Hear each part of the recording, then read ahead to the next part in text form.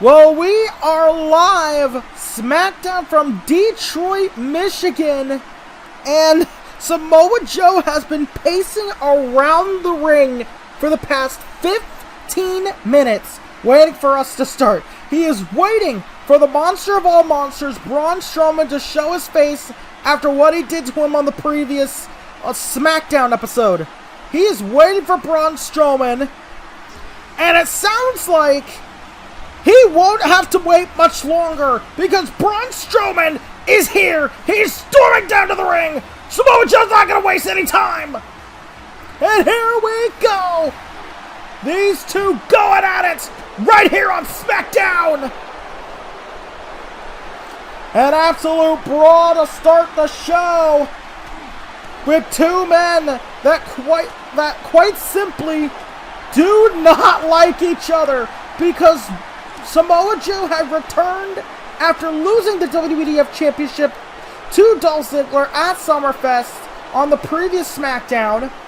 He had just returned, and Joshua Bishop had already tried to claim the #1 contendership to the WEDF title. He had already, beaten and ended the career of Malik Brown to become the #1 contender.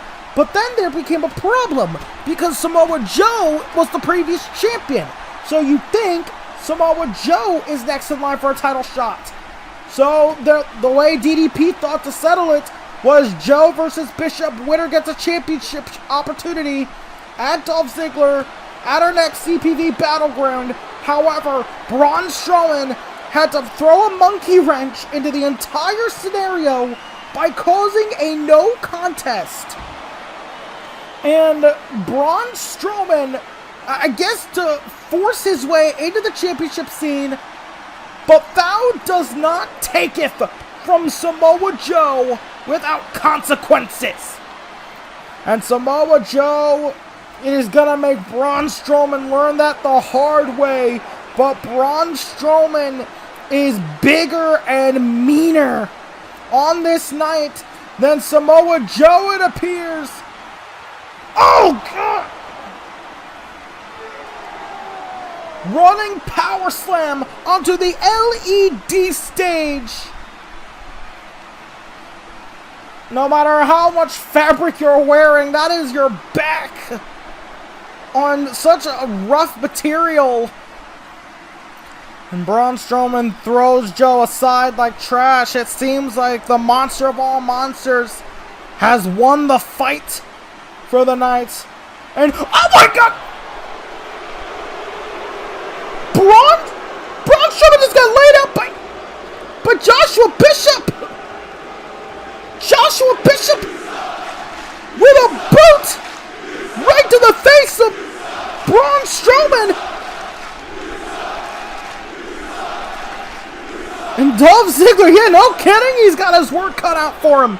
That is three big sons of bitches that all want a shot at him, and there's our general manager, DDP. And that is a huge announcement from the general manager, DDP. Our main event here tonight on Smackdown in Detroit, Michigan. And it'll be Braun Strowman, Samoa Joe, Joshua Bishop, #1 contendership on the line for the WEDF title. Winner faces Dolph Ziggler at Battleground. Now listen, under any other circumstances, this match would be a main event, right? This match would be a main event under any other circumstance.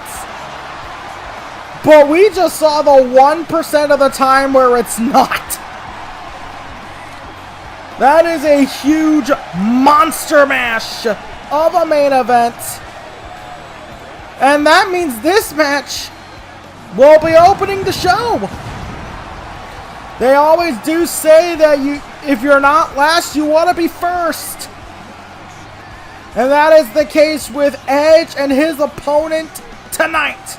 Last time on Smackdown, Edge confronted his old tag team partner, his arch rival, Randy Orton. And Randy Orton said, listen, I'll let you get a one-on-one match with me if you can run the Evolution Gauntlet. which is a match with every member of Evolution in special stipulations. Now, the first match of this gauntlet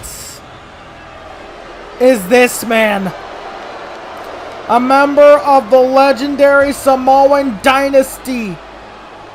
A member of one of the most dominant factions in professional wrestling history, The Shield. A man who has the potential to become an all-time great.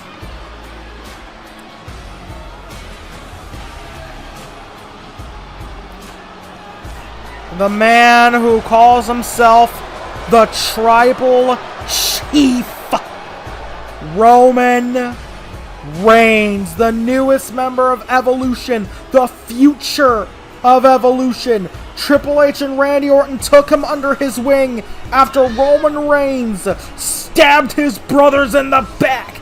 After Roman Reigns was the sword that broke the Shield, Roman Reigns immediately turned to the guidance of snakes in the grass like Triple H and Randy Orton. And Roman Reigns has aligned with Evolution. He has become a full-fledged member. He has the backing of Triple H, who is in a position of authority. And he also has the mentorship of one of the most dangerous men in WEDF, Randy Orton. And this match has, I said earlier that each match has a special stipulation. Well, all those stipulations are by Randy Orton's choice. And Randy Orton has chosen that Edge will be barred from using the spear. You know what move Roman Reigns uses as his finisher? The spear. So Edge is at a huge disadvantage here because his main weapon is out of the question. And Edge realizes he's going to have to fight harder than he's ever fought in his life to accommodate that. Of course, these two have met in the ring before, but Edge has never been able to beat Roman Reigns since Reigns joined, Evolution. They have fought a few times since then during that time frame. Once on United 24, it went to a no contest because of a lot of interference, a lot of chaos. Went to a no contest. Then they fought again in a tag team match at Unforgiven, where Edge teamed with Shawn Michaels. Evolution won, and we haven't seen Shawn Michaels since. Roman Reigns is an absolute beast of a man. Edge, I don't think... The last thing Edge wants to do is get into a fist fight with Roman Reigns. Because Roman Reigns, for as gritty and as determined as Edge is, Roman Reigns is younger. Roman Reigns is stronger. Roman Reigns is more dominant. Roman Reigns just has a lot more tools in the brawling arsenal than Edge does, I think. Because keep in mind that Roman's track record here in WEDF. Roman Reigns is a man that is tough enough to beat the likes of Abyss. And he's, in King of the Ring alone, he beat Kurt Angle and Abyss. And those are some huge names to beat. In singles action, he's beaten the likes of Danny Jackpot, Shawn Michaels, Kurt Angle, Abyss, our very own general manager, DDP. And when he was part of the Shield, he achieved even greater things. But Roman looks to achieve his greatest feat. He looks to achieve his biggest success as part of Evolution. And so far, so good.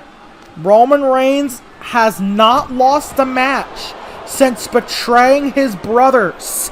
Roman Reigns has not lost a match since joining Evolution, since becoming the Tribal Chief.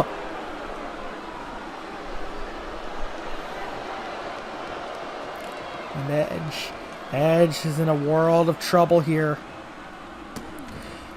The last thing I said earlier that the last thing you want to do is get into a fist fight with Roman Reigns. Well, it's even worse when you're fighting for beneath with Roman Reigns. When Roman Reigns gets into a groove, it's hard to stop him. He is a dangerous, dangerous man. Roman Reigns. And oh, nice kick there by Edge. Edge with a big kick. He's going to have to rely on tricks he hasn't used in a long time, if ever, to beat Roman Reigns. Because sure, he does have a lot of weapons in the arsenal. But when you rely so much on a single move, speaking of tricks he doesn't usually pull off that often. That's a trick straight out of the Triple H playbook.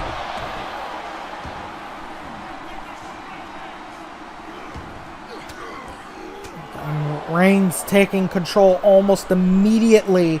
And that is the danger of fighting Roman Reigns, is that he can take control of the situation on a dime. And Edge very much fighting from beneath. And that is a bad scenario for Edge. Because that means that Roman Reigns has the high ground. He has the advantageous position. And Roman Reigns already has enough advantages as it is. Oh my god, a slap to the face, and Roman Reigns is dominating this match so far. And all I said about Roman Reigns is coming to fruition in this match. Edge might not even get past the first hurdle. And I have to feel like that trust in Reigns as the future of Evolution is why Randy Orton chose him as the first hurdle in the path between Edge and him. And Edge... Oh, wow! Edge... We don't usually see Edge go high flying. And that's what I mean. Edge has to do things he rarely does in order to beat Roman Reigns! Oh, God! Reigns almost showing Edge what he can't do. Showing Edge the advantage that Roman Reigns has in this match. Hitting the spear on the outside. And then almost bragging about it. Now, Roman Reigns, he could go for a cover, but no, he's gonna savor this. Roman Reigns, this is probably one of the things I would say he has to really improve on, is that Roman Reigns, he can get a little cocky at times, and I think that's showing right here. Roman Reigns, his confidence is showing. And it's not a bad thing at all to be confident. But when that confidence leads to this, he is playing with his food right now. He could have pinned after that spear, and at the very least have gotten a 2. But Roman Reigns is savoring the beating upon Edge. They call him the big dog for a reason. He has that sort of predator mentality. He sees his prey is wounded, and he is savoring this. Finally, Reigns going for a pin. I feel like he should have gone for that pin way earlier. Oh no. All that damage though.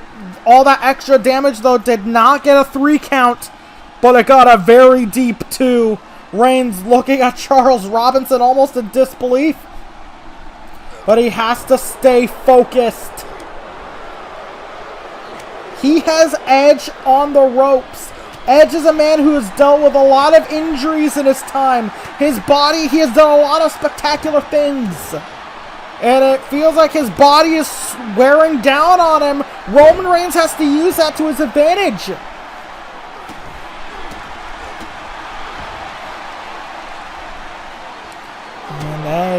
Edge, though. Edge fighting with everything he's got. Edge gonna fight with everything he has. You're gonna have to kill Edge if you want to beat Edge.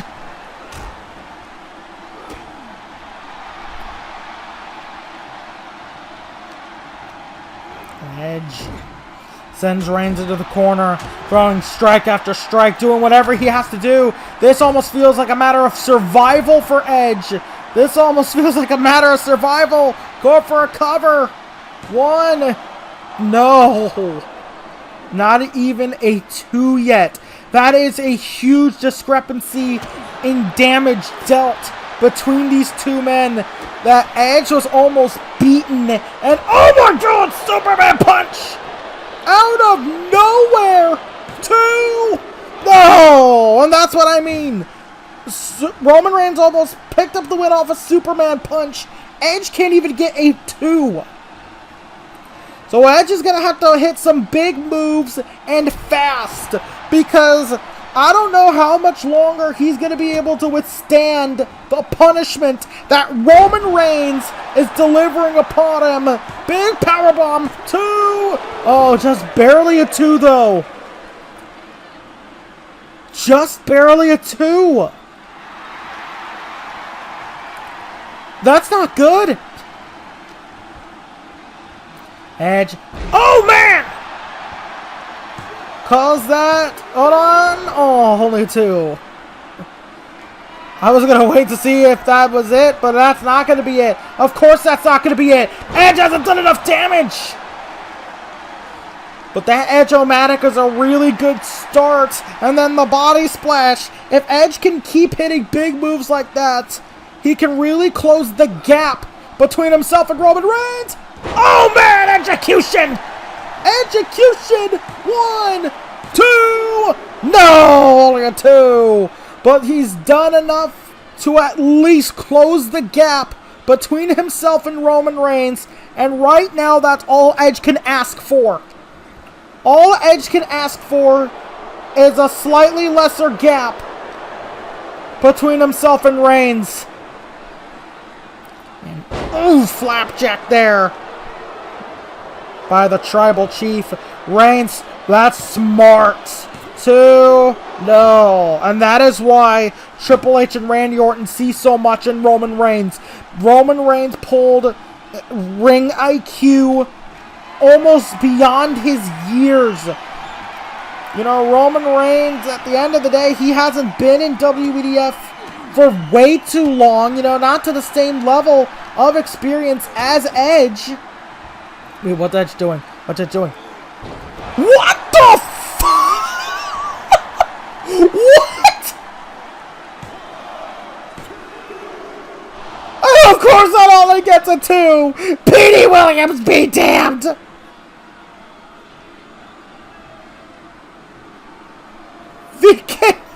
A Canadian Destroyer from Edge.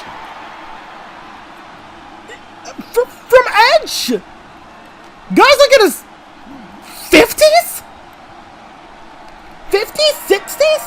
How? This man is like, he's in his 50s. This man is in his 50s doing a damn Canadian Destroyer. What the hell is going on here? And a suicide dive. A Canadian Destroyer, a suicide dive. What the hell is going on with Edge? I can only assume that Edge has done like some insane and whoa. And Edge, yeah, Edge went for the spear almost on instinct. Reigns with a Superman punch. I was about to say that I could only imagine that Edge was on some sort of TRT Vitor Belfort thing going on. But Edge.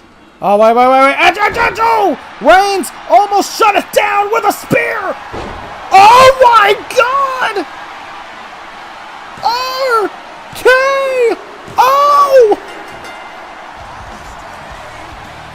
Edge with an RKO!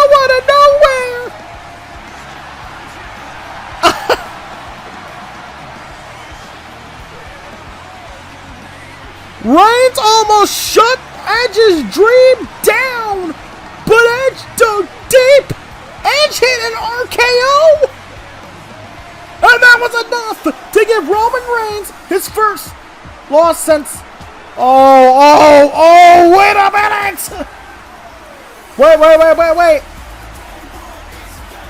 Well, that is clearly Jimmy and Jey Uso, but nowhere are they the ones.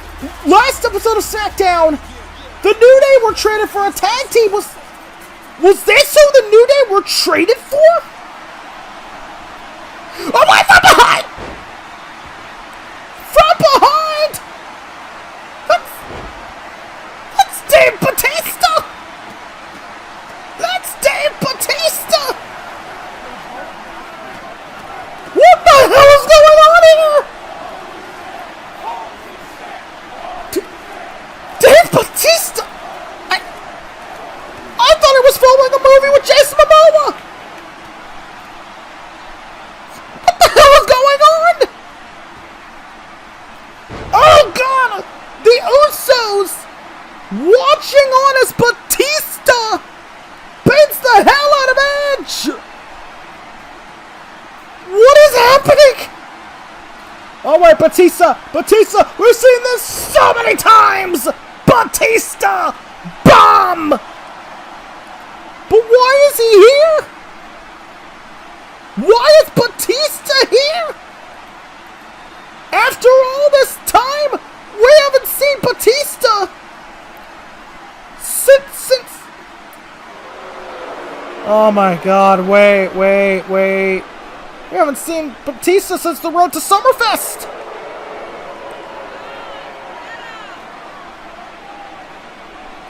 Oh my god, wait. Randy Orton pulled some strings and got Batista involved? So not only will Edge have to face Reigns, Triple H, and possibly Randy Orton, but on the next SmackDown, he will have to face Batista in a submission match. Oh, wait, but wait a minute. Randy Orton, no. Randy, come on. No. God damn it. Oh, you son of a bitch. Randy Orton with an RKO to Edge after he had just gone through a hard-fought match with Roman Reigns and an assault by Batista. Son of a bitch.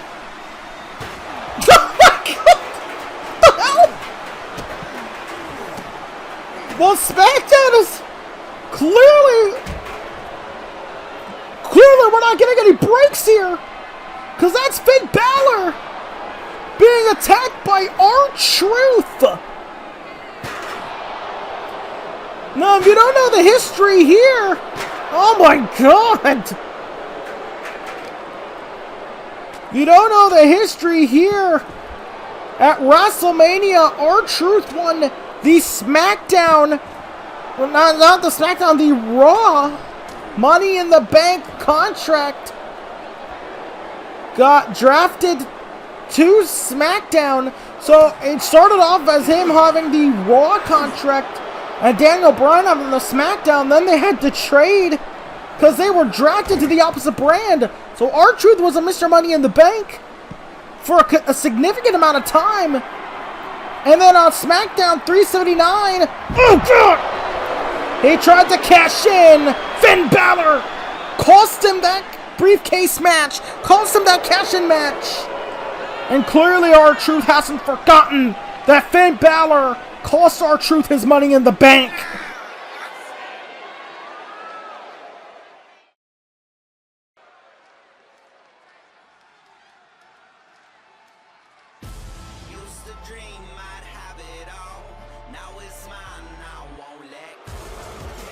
Right, well, we are moving on to our next match, and this is interesting. So, hold on, let me...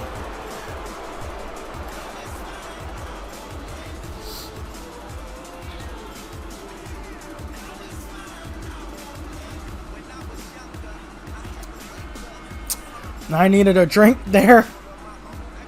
Gonna need a lot of drink throughout this show. Especially if it keeps up at this pace. But Cedric Alexander, not an official part of the Smackdown roster. He is, of course, coming in from NXT, which will be returning soon. And he will be facing the Intercontinental Champion, Apollo Crews.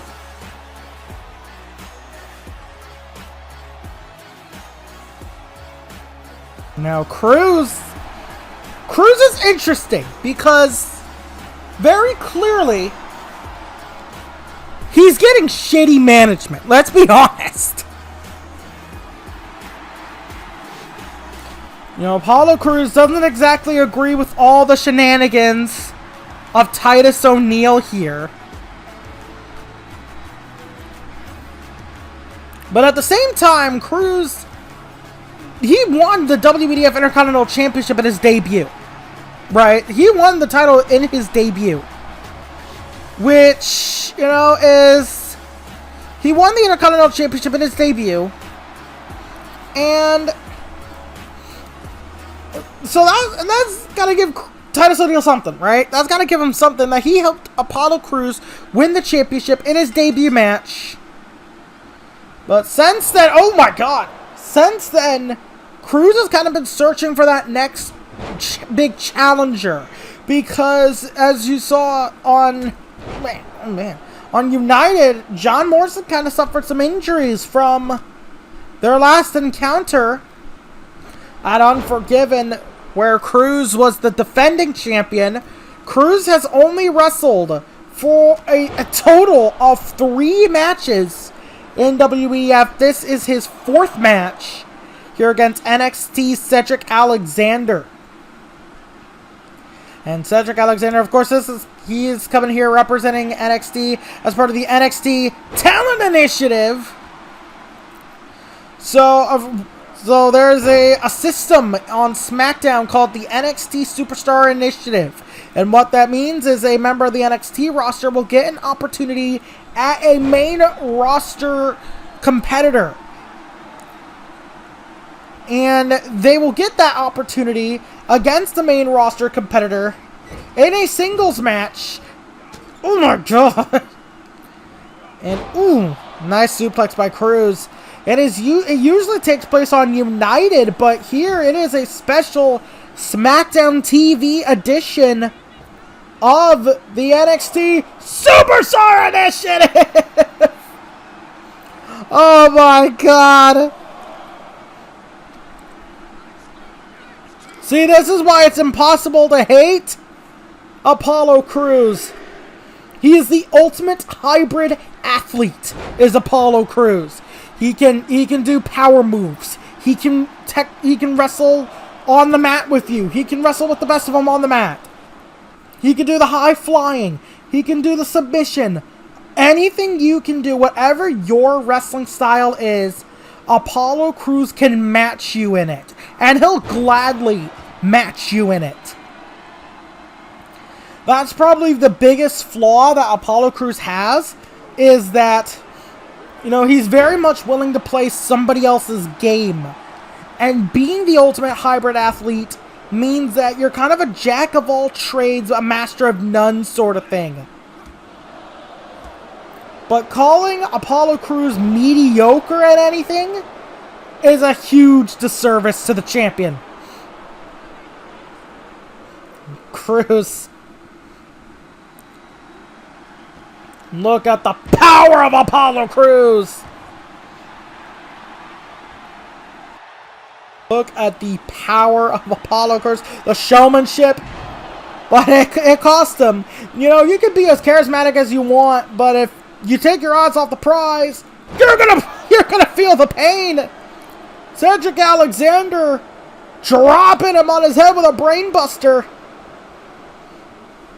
And now Cedric gonna go for a fisherman suplex. Nicely done. Are the fingers locked? Are the fingers locked? Are we about to see an upset? No. Oh my god. That was really close to being an upset.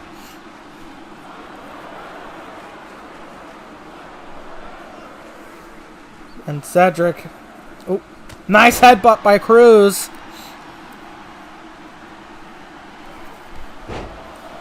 Apollo Crews. Oof. Getting back into the fight here. This is exactly what the champion needs. Nicely done by Apollo Crews.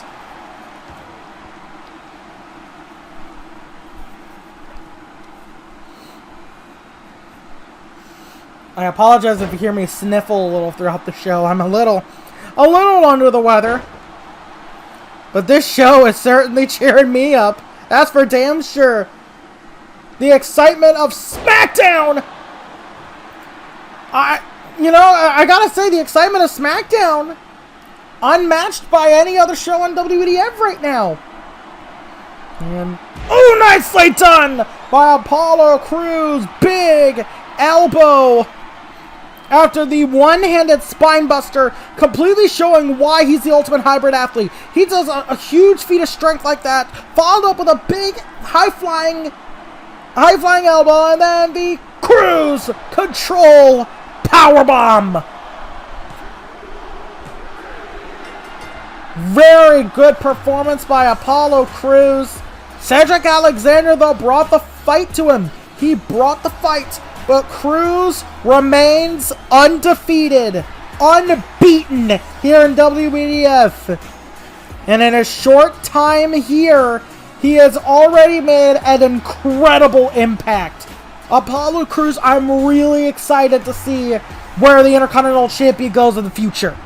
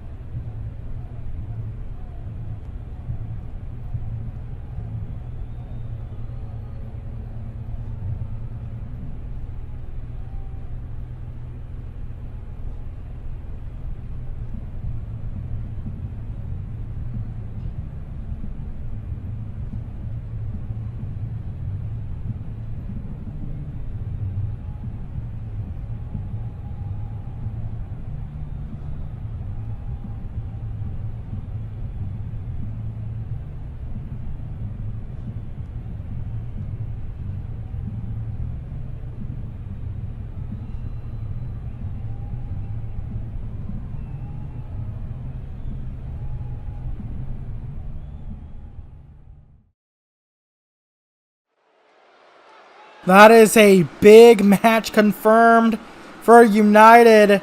Zack Ryder one-on-one with David Finlay. In David Finlay's main roster debut match, David Finlay brutally attacked John Morrison on the last United. And it's certainly a different David Finlay to the David Finlay that I knew from NXT. Team would, being friends with Juice Robinson, but something happened to jade David Finlay and make him into whatever he's become. Well, I'm excited about this one. I spoke to Frank Dog, the voice of WEDF, Frank Dog. I've spoken to him, and he has said, we've talked about the state of the WEDF scene. You know, we're both excited to see a lot of the new signings, a lot of the new talents coming in. And especially in a setting like this, because right now, right now coming up is a tag team match, 8-man tag team match, but we only know 4 of the people in it, and it's this team right here. It'll be Redemption, Tyler Breeze and Tyson the Kid, teaming up with The Bar, Sheamus, and Cesaro. We don't know who they're going to be facing. We don't know who they're going to be facing. And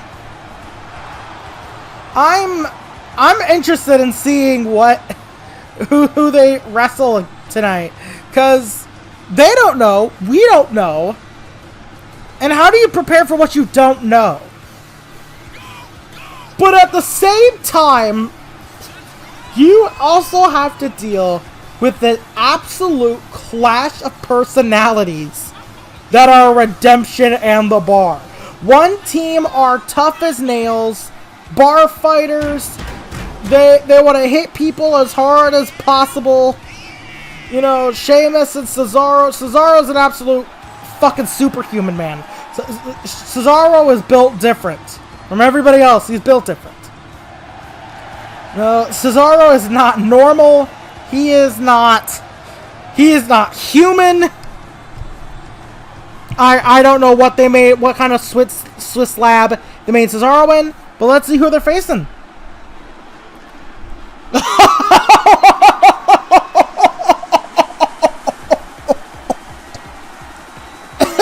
Oh my God. Well, okay. Speaking of personalities, so we have the tough as nails bar fighters, absolute, you know, striking guys, tough bruisers in the bar. We have the more technical, almost slimy Redemption. And now we have the Street Profits. This is going to be fun. This is going to be fun. So, the Street Profits, Angelo Dawkins, Montez Ford, they're probably one of the most exciting dynamic duos from NXT. And most of it is because of Montez Ford. And we at NXT would always call him Wildman Montez Ford. You know why we would always call him Wildman Montez Ford? Because he was wild, built different, just had a different attitude about wrestling and in the in-ring aspect of everything. He was just he was just built different. He is not the same as a regular dude.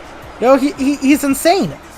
And it's not like Angelo Dawkins is boring in comparison. Angelo Dawkins is an absolute freak too. You know, Dawkins, both of them have some sort, right, of background, you know. Oh my God. Oh, well. Oh, shit. Frank, if you're watching this right now, it is about to go down. So I was going to talk about how Angelo Dawkins has a collegiate wrestling background. You know, he's a collegiate wrestling background, submission grappling, football, track. He's a sports stud. But then two literal Vikings just showed up on the scene. Hanson, Rowe, the War Raiders. What can you say about these guys? Two-time IWGP Tag Team Champion, former Ring of Honor World Tag Team Champion, WCPW Tag Team Champions. These guys have been Tag Team Champions everywhere you put them in, except WEF, and they look to change that. And they're not even going to do it at NXT like I thought they would have. But they're here on Smackdown. DDP said, no, I want these guys. I want them on my roster. And I don't blame them. I want the War Raiders on my roster too. So far, Angelo Dawkins and Tyler Breeze have started, and Dawkins have seemingly flustered Tyler Breeze. Tyler Breeze is stumped. He doesn't know what the hell to do. And, oh man. Imagine Joshua Bishop watching this and seeing your boy get absolutely humiliated by an NXT call-up. Again, no disrespect to Dawkins, but Breeze has been around the block for way longer here on SmackDown than Angelo Dawkins. Breeze has no answers. Breeze has no answers. So he is hoping that the veteran Tyson Kidd will have something. And that is not a bad thing to put your trust in. Tyson Kidd, a tag team veteran. And it seems like he does have something up the sleeve. Tyson Kidd has been in WEDF since the very first season. And he's been a tag team guy since the very first season. Teaming with David Hart Smith and the Hart Dynasty in season 1. No, we've been with the Hart Dynasty throughout seasons 1 and 2. And then became a singles guy in season 2. Tyson Kidd, you know, he's been a singles guy for a while too, so he knows both sides of the trade, both singles and tag team.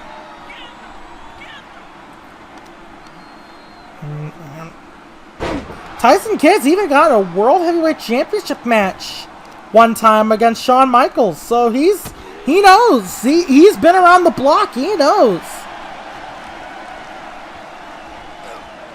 Well, you know, Tyson Kidd is probably best known for being a tag team guy. The Hart Dynasty, International Airstrike. You know, he's teamed with, you know, he has one-off tag team partners like Evan Airborne a few times. And he's most recently teamed with Tyler Breeze, part of Redemption. So he's been a tag team guy for a long time. And hang on, Kidd. Ooh, going after the knees of Dawkins, and that's smart. That shows to his experience. He knows what to do in these situations. He knows how to handle people. Unlike Tyler Breeze, who's a lot more inexperienced. He doesn't know necessarily what to do when he's outclassed like this. But Tyson Kidd has been around since season 1, trained by the Hart family, one of the last graduates of the Hart Dungeon. He was trained to be a smart wrestler, but in-ring IQ is not going to matter much when you're up against Wildman Montez Ford. Wildman Montez Ford is built different. He's going crazy. He's going the jabs. Oh my God. This is why we call him Wildman Montez Ford. He's going absolutely crazy.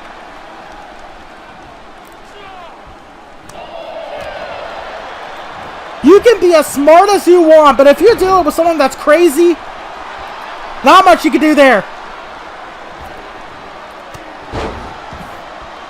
And this guy is just fun to watch. I love watching Wildman Montez Ford do Wildman Montez Ford things.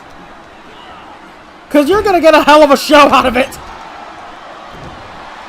Oh my God! And oh, well, the fun and games might be all over. Because the Celtic Warrior has just entered the fight. Sheamus. You want to talk about guys who have been around the block. You want to talk about guys who have been around since season 1. Sheamus debuted before Tyson Kidd. He debuted, like, I think, the Smackdown You know, like a show before Tyson Kidd. A few shows before Tyson Kidd did. And Sheamus. Oh, Sheamus has done it all in WEDF. Sheamus. You know, we were talking about Tyson Kidd, but he hasn't had a lot of achievements. Sheamus has fought them all. He's fought the best of them. And of course, he and Cesaro were former tag team champions. So if anybody also has tag team experience, then you have a very experienced tag team veterans on one side, and then on the other, you kind of have more lesser experience at WEDF teams. Like, let me put it to you like this. Tyson Kidd has been in tag teams. He was on like his second tag team by the time the War Raiders started teaming together. And Sheamus, well, Sheamus and Cesaro, not exactly as experienced as a duo as the War Raiders, for example. But like, Sheamus and Cesaro just clicked. They had that natural chemistry because of how similar their styles are. Oh man! Oh, Sheamus might have hurt his knee there. That might have been exactly what Montez Ford needed. Oh, here we go. And these are probably the two toughest hitters of their respective teams. Rowe, Sheamus, one-on-one. Huge feat of strength by Rowe. Deadlifts him. Not just deadlifts him, pops him up into a German suplex. Only gets a count of 2.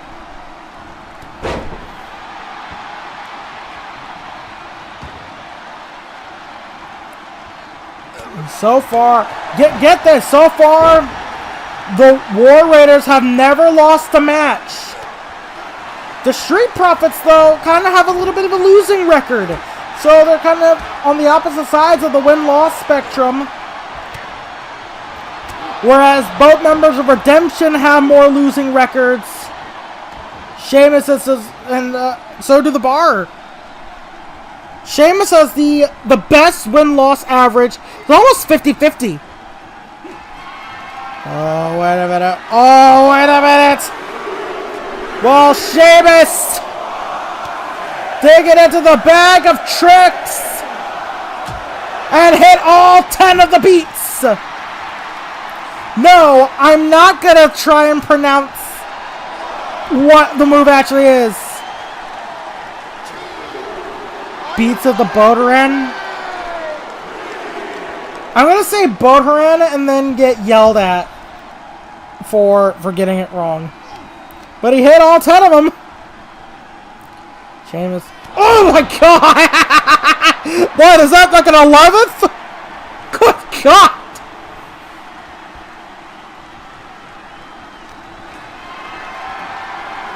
Sheamus has Rowe on his shoulders. Rowe though. Oh my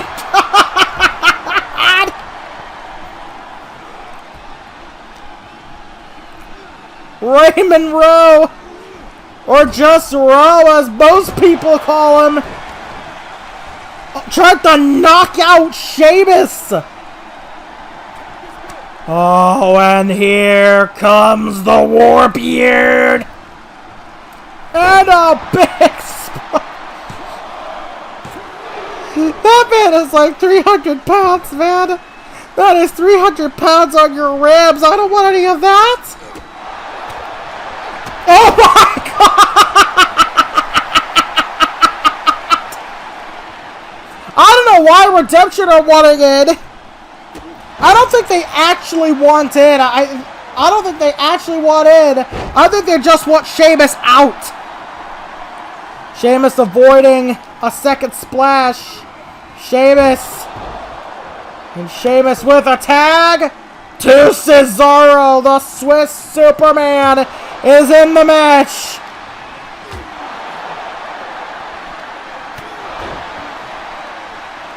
The Swiss Superman is in. Knocks down Hansen with some uppercuts. The uppercut party. The uppercut train has left the station, fellas.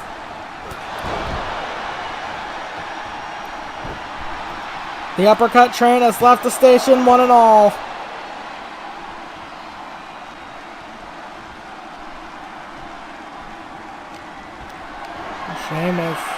Watching on as his partner, the insane feat of strength. Nicely done by Cesaro. My God.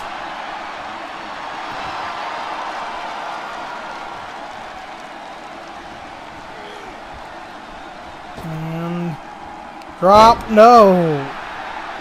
Oh my God. Oh my God.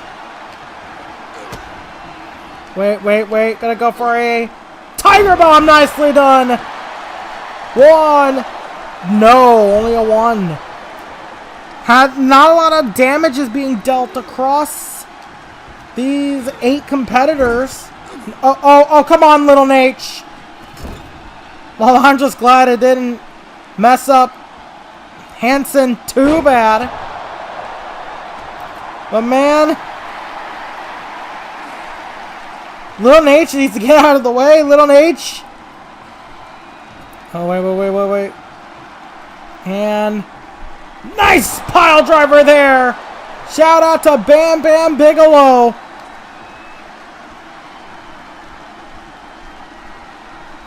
And now, climbs a no way.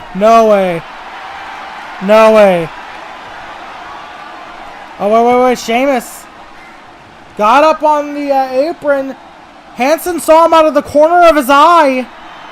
Little bit of a distraction there from Sheamus. I don't know what the hell that 300-pound Viking was doing on the top rope with his back turned like that. I don't know what the hell he was thinking. But Cesaro was able to capitalize off that slight distraction from the Celtic Warrior.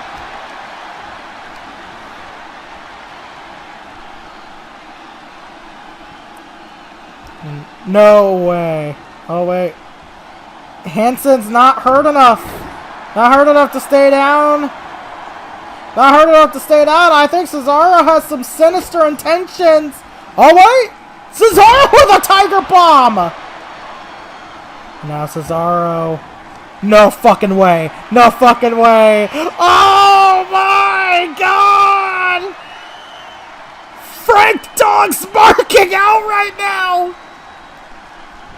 Sheamus watching in awe as his partner just swung Hanson around that as 300 pounds.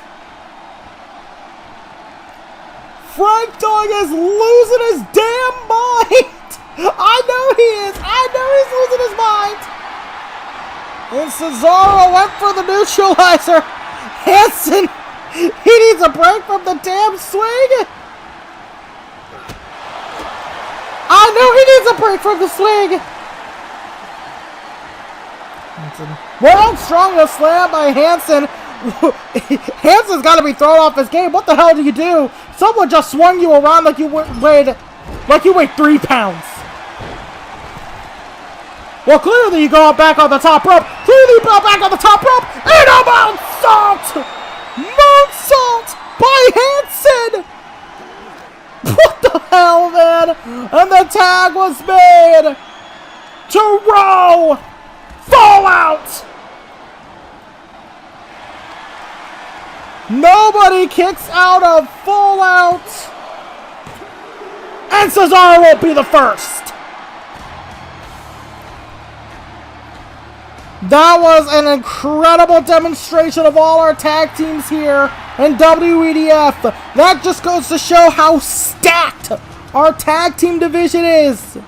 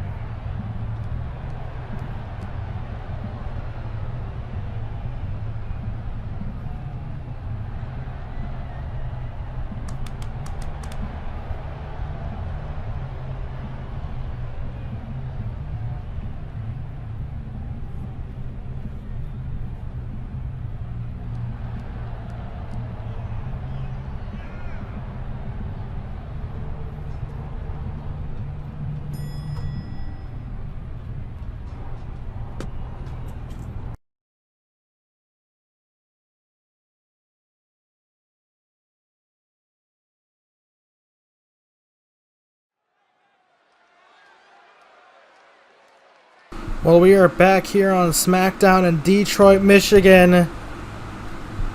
And we have another match in store for you, as it is Rey Mysterio, the King of Lucha, in action.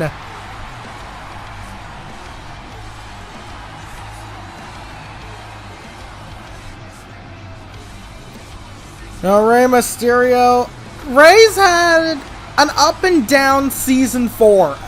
You know, he started off really hot, capturing the WEDF Television Championship, turning it into the new version of the WEDF Cruiserweight title that you see on NXT. But then he lost the gold to, you know, the self-proclaimed King of the Cruiserweights, Neville, formerly known as Neville. Now known as the Bastard Pack. Rey Mysterio, whoa. I was gonna explain all the Rey Mysterio lore. What the hell is this? What the hell is this?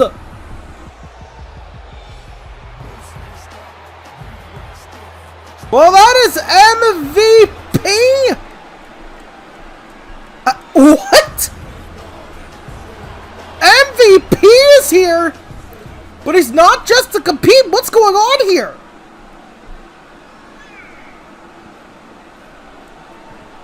What does he mean he's not a player anymore? Well, I thought he was an interviewer, but he's a manager now. No way. Surely not! Surely not! He doesn't mean that... Does he? No way. Oh my God! It's Shelton Benjamin!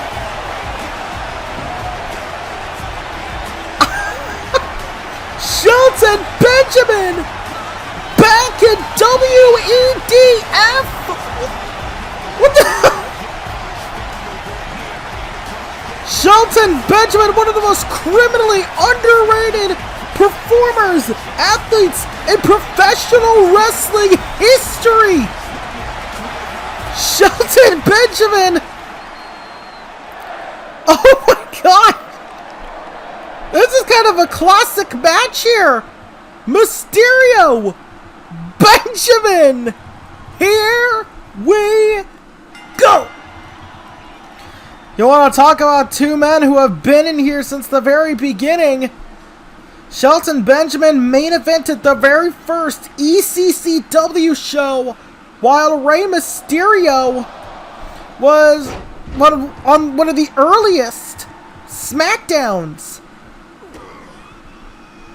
Well, these guys are WEDF originals. They've been here since day one.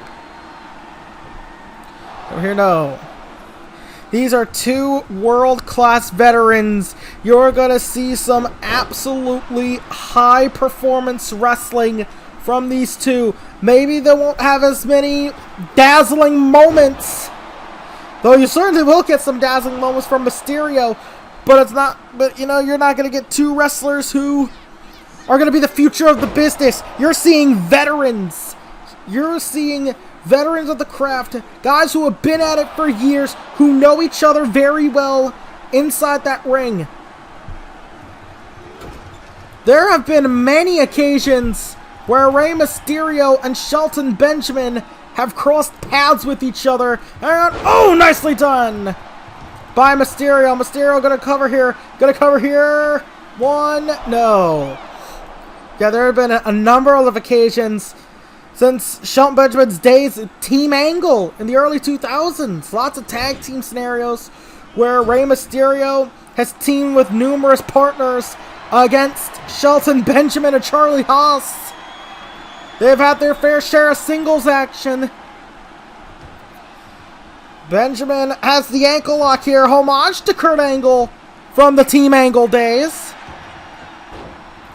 And on WEDF Season 1, Episode 22, these two actually had a match on this very show, Smackdown. So these guys have faced off in WEDF before, and then, you know, Benjamin eliminated Mysterio from a Battle Royal. Episode 27, cover here, 1, no. So these guys know each other very well. They have faced off not just in their pasts, but also here in WEDF in the past. They have faced off so many times before. Oh, but Mysterio's looking to wrap this up early. Rey Mysterio's looking to wrap this up early. 619! Not exactly paid by the hour is Rey Mysterio. Gonna climb the top rope. Gonna wrap things up. Whoa, whoa, whoa, whoa, whoa. Oh! Whoa, whoa, whoa! What the hell is this? That's... Oh my god! Whoa, whoa, whoa, wait a minute! That was... Rhea Ripley, Damian Priest, and Rey's own son, Dominic! What the hell is... Oh god! T-bone suplex, hooks the leg! 2! Got him! Benjamin, you 100% have to give that win to these three new, whatever this group is, these three people. Ripley, Priest, and Dominic. Oh, and MVP Shelton Benjamin, they want no part of what's about to happen here. They just left Rey Mysterio for dead. They just left Rey Mysterio for dead. They just left Rey Mysterio. What is happening? Priest, Ripley, and oh my god! Rey's own son contributed to this beating on Rey Mysterio. What the hell is happening? This is a 3-on-1 mugging. The referee can't do much about it. Charles Robinson's almost helpless to watch this beating.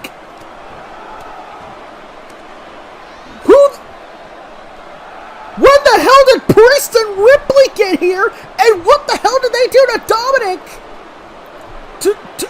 To corrupt him like this? What the hell is going on here? Oh God! What is happening? These three are assaulting the living legend, Rey Mysterio. Oh my God! Oh gosh, she calls that Riptide. Drops Rey Mysterio with Riptide. Oh God! And that is the South of Heaven. Priest getting an extra shot in. And as he lays out Mysterio South of Heaven, the other Mysterio's on the top rope. Frog splash. Dominic, what the hell is this? What has gotten into Dominic Mysterio to turn him so heavily against his own father like this? What the hell have we just let into WEDF? Get ready for the Smackdown. Well, disgusting acts aside, it's time to get a little more excited. It's time to get a little more hyped, because it is that time once again. It is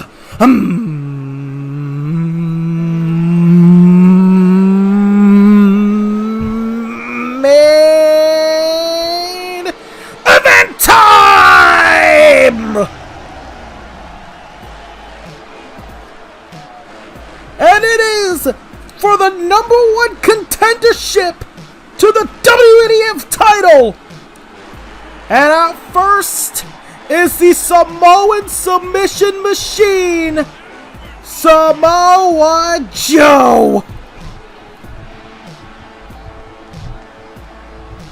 Samoa Joe is one of the most dominant forces WEDF has ever seen. Samoa Joe entered the fray in Season 2, and since that time, very few men have been able to score a win over the Samoan Submission Machine, but especially once Season 3 rolled around, it was already hard enough to beat Joe. Then he just started going on a tear. Then he just started choking out everybody in his path. Samoa Joe had an incredible Season 3 heading into his championship match at WrestleMania. In fact, Samoa Joe was probably Joe's most dominant season since Season 3. And I would say even this might have started in Season 2. It took a long time for somebody to beat Samoa Joe until Dolph Ziggler happened. Like, actually beat Samoa Joe. But Braun Strowman might be a guy who's capable of doing it. Braun Strowman, they call him the monster of all monsters for a reason. But there is one more party left. One more person to account for. And it is this man. Does he need the damn platform every time he shows up? Like, does he need that every time?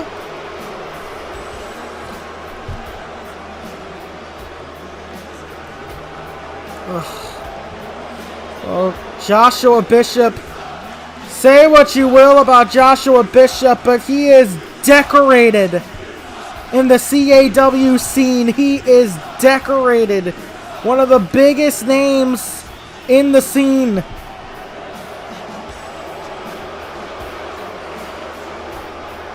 Former DCO champion, the final DCO champion in WEDF. Former Intercontinental champion. Former World Tag Team champion. He is a former NAW Tornado Tag Team champion. At one point, he was considered the CAW Champion of Champions.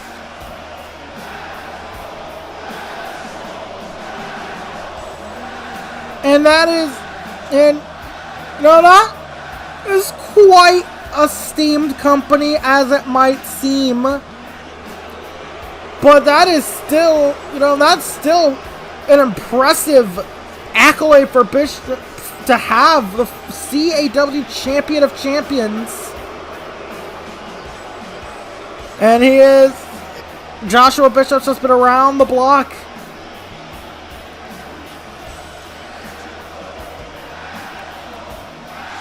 Multiple other promotions, multiple other leagues.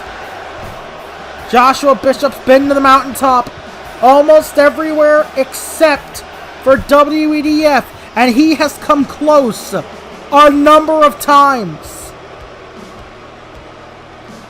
He has come very close. He has beaten some huge names, but he has never been able to win the gold, and he has tried multiple times throughout the season. He has tried.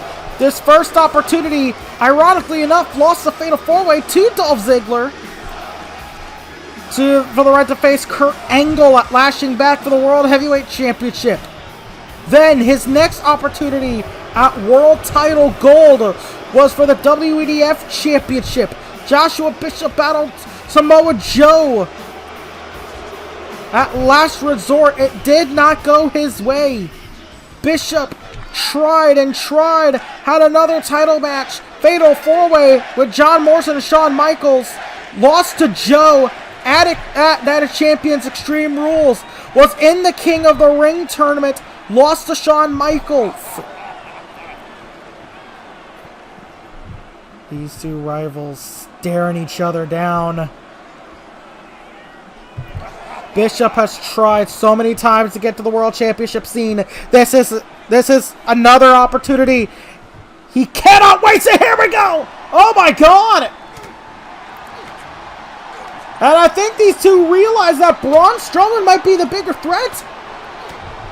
While clipping each other, of course. Making sure to clip each other, mind you. But yeah, I do not blame these guys for feeling like they have to unite against the monster of all monsters. Very few men have been able to beat Braun Strowman since he arrived on the scene. Very few losses to his record. Only three losses to his record. Only 2 men have been able to actually defeat Braun Strowman, that being the Monster Abyss, and the man who just went down right there, Samoa Joe. And Joe has another win over Strowman in the record books. Him and Ziggler defeated Strowman and R-Truth on an episode of Smackdown.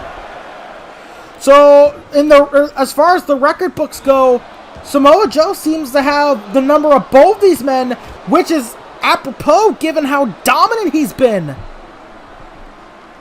What's rarer than someone beating Braun Strowman as someone beating Samoa Joe?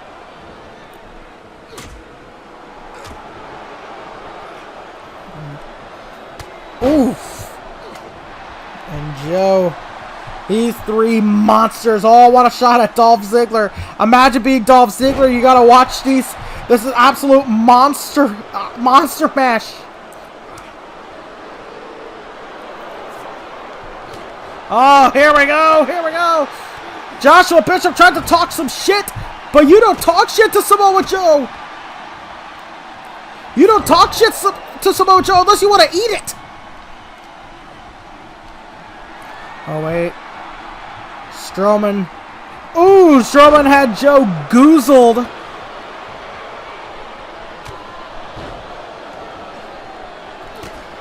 Ooh. Bishop. Irish whip. Strowman counters. Oh my God! That is a 6'10", 330-pound man that Braun Strowman just tossed into the air like his name was Kalisto. Unbelievable. Oh, God. What a chump.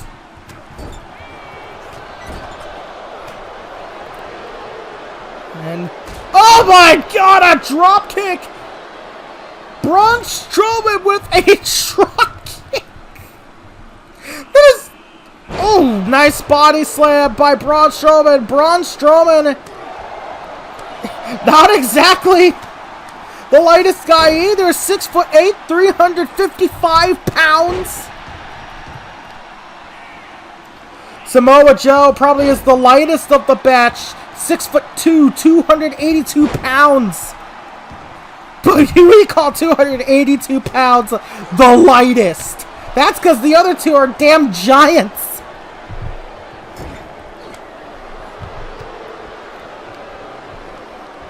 I need you guys to realize the absolute mass of humanity in this ring.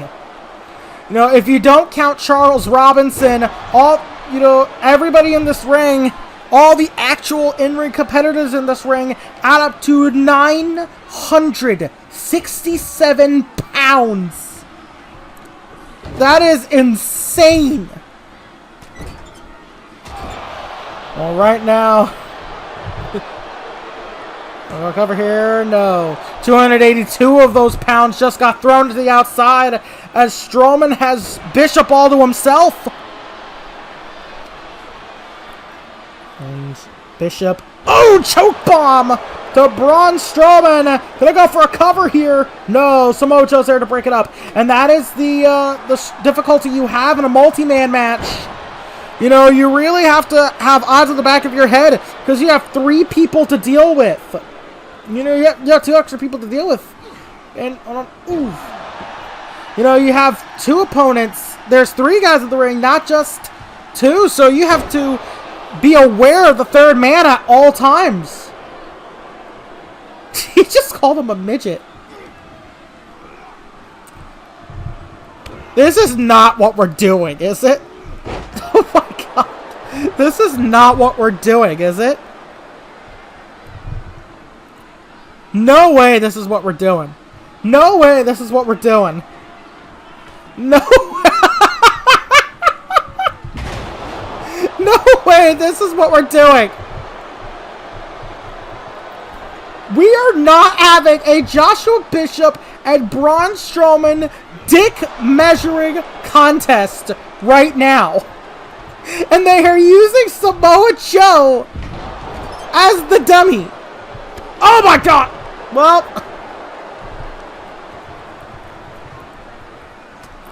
Braun Strowman had enough of the exhibition. Braun Strowman just decided, no, I'm just gonna take Bishop out myself. Oh!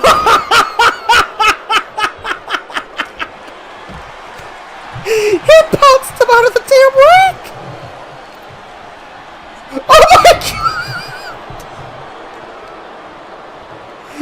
god! He is certainly living up to his name of the monster of all monsters! Oh my god! He is living up to that moniker! Oh my god!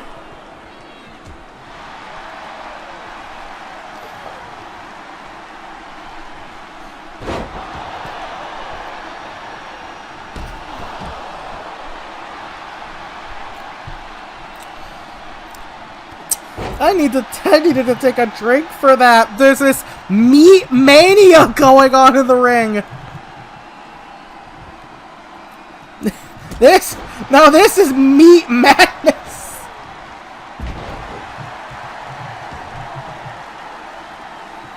And Joe stomps on the face of Braun Strowman.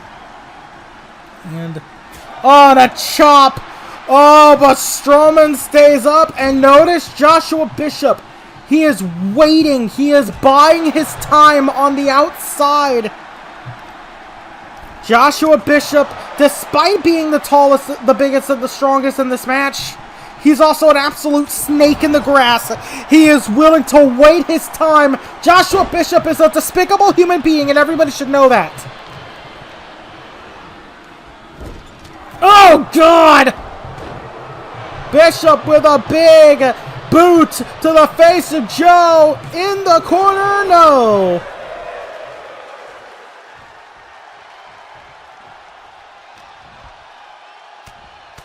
Oh my god, oh my god. You know, Joshua Bishop, when he first debuted in CAW, he used to be called Ashtray. And I find that very fitting, because he's absolute scum.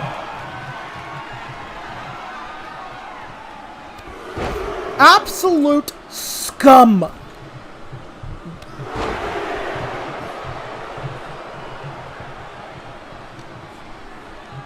And Bishop.